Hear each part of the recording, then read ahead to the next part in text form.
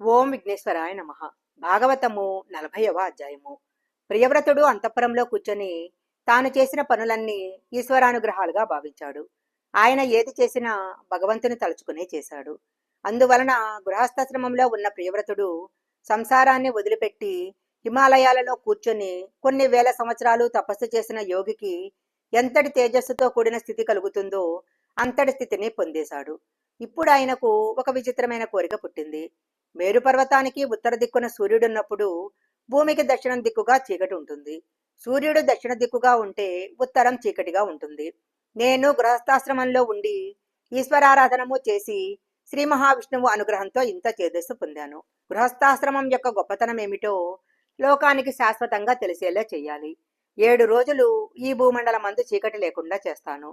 సూర్యుడు ఎంత వేగంతో తిరుగుతాడో అంత వేగంతో అలసిపోని రథాన్నెక్కి అంత తేజోవంతమైన రథం మీద సూర్యుడు ఎంత తేజస్సుతో ఉంటాడో అంత తేజస్సుతో సూర్యుడు ఉత్తరాన ఉంటే నేను దక్షిణాన ఉంటాను.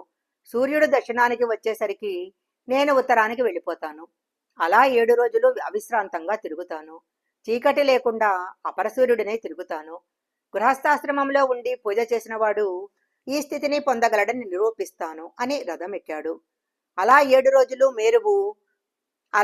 రోజులు మేరువు చుట్టూ ప్రదక్షిణం చేశాడు.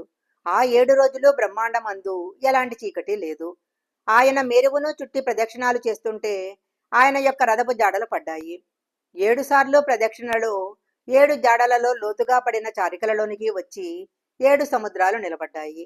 అవి లవణ సముద్రము, ఇక్షు సముద్రము, సురా సముద్రము, దది సముద్రము, శుద్ధోదక సముద్రము. రథపు గాడికి మధ్యలో ఎత్తుగా భూమి నిలబడింది.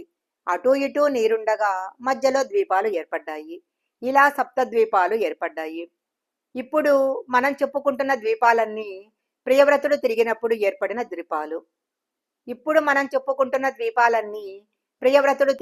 ఏర్పడిన ద్వీపాలు.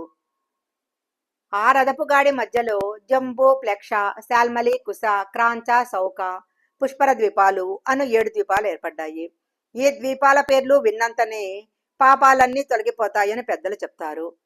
ఇంత సాధించిన తర్వాత ఇక సంసారంలో ఉందామని ప్రియవ్రతుడు అనుకోలేదు. ఇంతవరకు నేను అనుభవించిన భోగాల వలన కలిగిన సుఖము ఏదైతే ఉందో అది తాత్కాలికము. దేని వలన ఈ సుఖాలు కలిగాయో అది శాశ్వతము. సత్యమందు నేను లీనమైపోతాను అని ప్రవృత్తి మార్గంలో నుంచి నివృత్తి మార్గంలోకి వెళ్ళిపోయాడు. ఈ విధంగా అరణ్యాలకు వెళ్లి ఘోరమైన తపస్సు చేశాడు. తనలో ఉన్న తేజస్సును ఈశ్వర తేజస్సుతో కలిపి మోక్షాన్ని పొందాడు. బ్రహ్మగారు చెప్పిన మాటలు విని వాటిని గనక ఆచరించగలిగితే గృహస్థాశ్రమందు సాధించలేనిది ఏదీ ఉండదు.